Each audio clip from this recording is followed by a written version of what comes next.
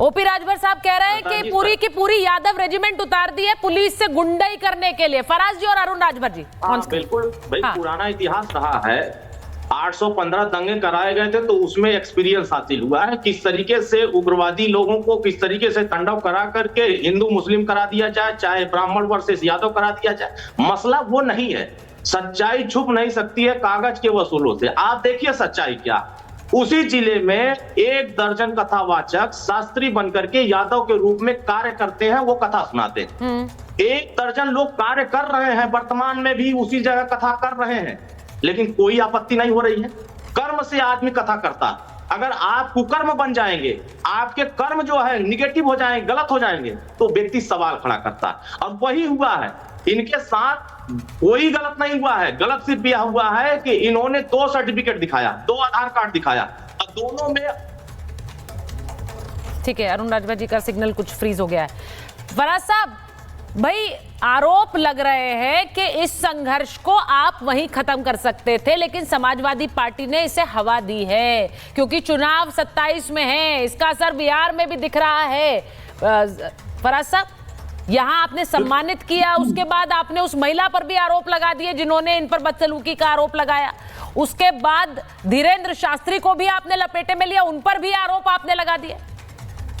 सुचारिता जी, मुझे बहुत लोगों के जवाब देने हैं क्योंकि हमारी पार्टी का नाम बिगाड़ा गया। हाँ। तो एक जो है गोडसेवाद समर्थक लोग कुछ यहाँ बैठे हुए हैं, जो एक विश्व गोडसे परिषद के भी लोग आप कह सकती हैं उनको। ये बताइए सरिता यादव शास्त्री बन करके वहां नहीं, उनसे तो आपको तकलीफ। देखिए, मैंने अभी पहले भी कहा आपसे फराज साहब, व्यक्तिगत आप कुछ कहेंगे तो फिर वो भी जवाब देंगे।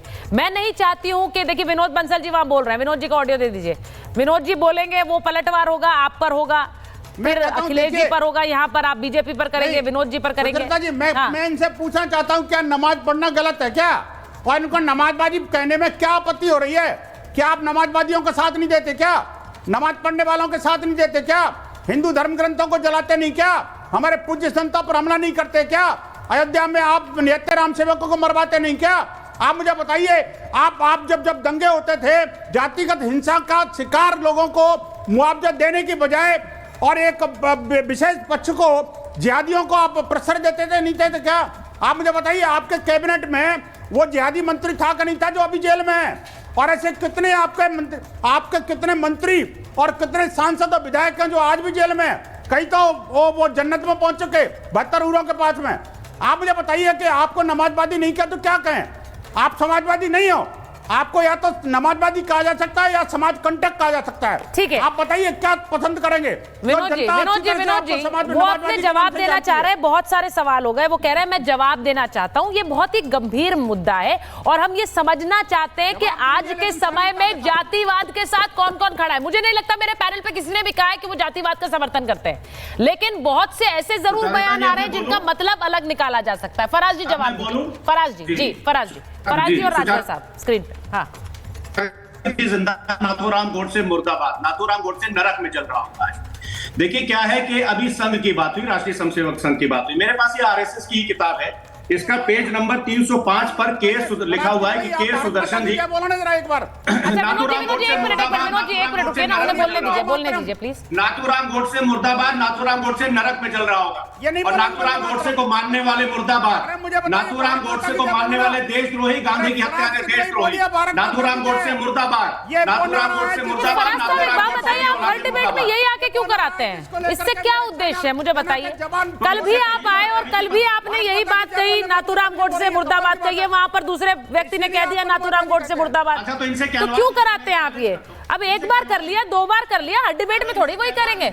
आप बोलिए, आगे बढ़ते हैं ना, आगे बढ़ते हैं, मुद्दे पर बात करिए। बहुत सारे सवाल आपके नेता के लिए, आप जवाब नहीं दे रहे।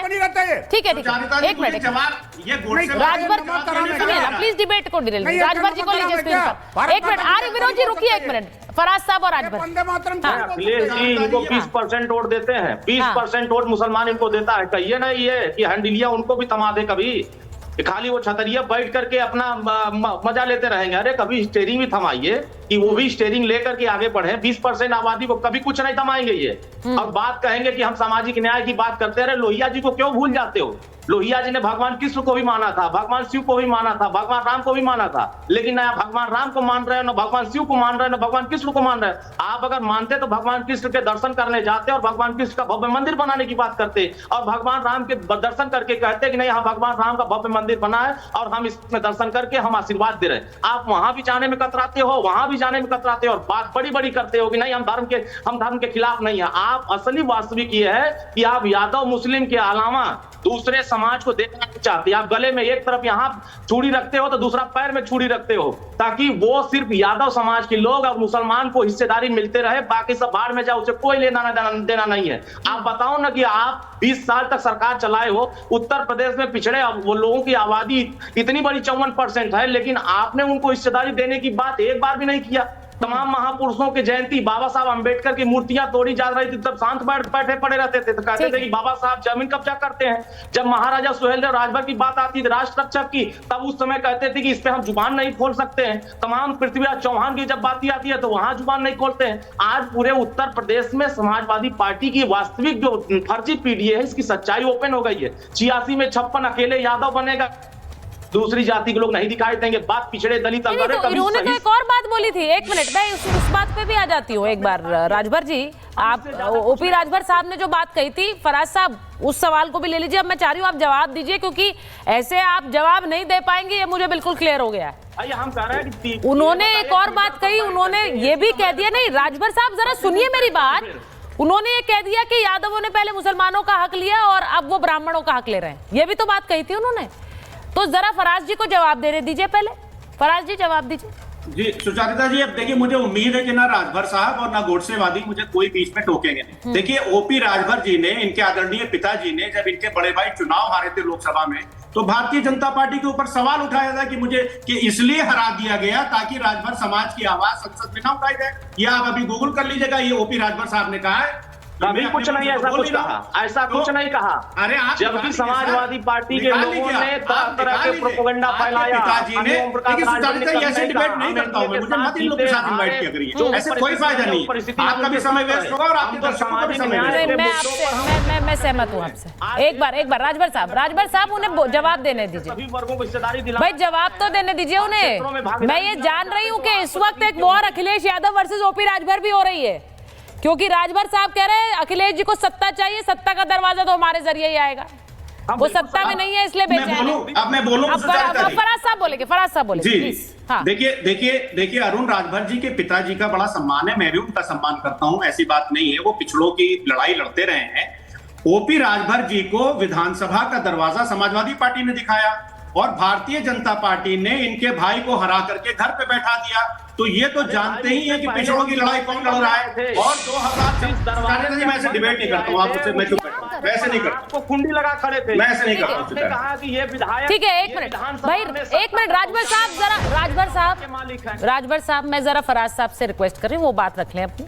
हम इस डिबेट को आगे ऐसे नहीं बढ़ा सकते, मैं उनसे सहमत हूँ। जरा उन्हें बोलने दीजिए पहले। हमने बंद किया हुआ है, ठीक है। फराज साहब बोलिए, फराज साहब को लीजिए और समीर जी को लीजिए स्क्रीन पे। हाँ अब देखिए, अब मुद्दे पर आ जाते हैं। सुचारिता जी, आपने शुरुआत की थी कास्ट सिस्टम से। हम तो ये बोल रहे हैं कि मैं तो up to some extent Dhirendra ji से सहमत हूं कि जो कास्ट सिस्टम है वो कैंसर है इस देश के लिए। लेकिन के सुदर्शन जी क्या बोलते हैं, मैं 2 लाइन पढ़ करके दिखा दूं, क्योंकि चौगाकर साहब ने भी अभी आरएसएस की बात की। के सुदर्शन साहब भी बोलते हैं कि एवरीबडी हैड अ रोल।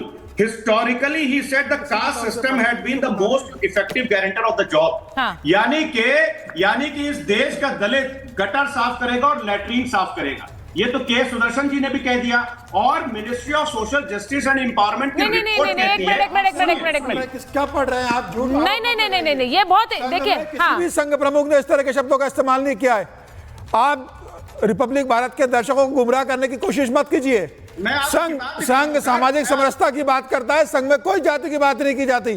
संघ स्पष्ट रूप से कहता है कि एक कुआं, एक मंदिर, एक शमशान सबके लिए होना चाहिए। संघ पे इस तरह के बेहुदे आरोप लगाना बंद कीजिए आप। और आज जो पीडीए की बात करते हैं,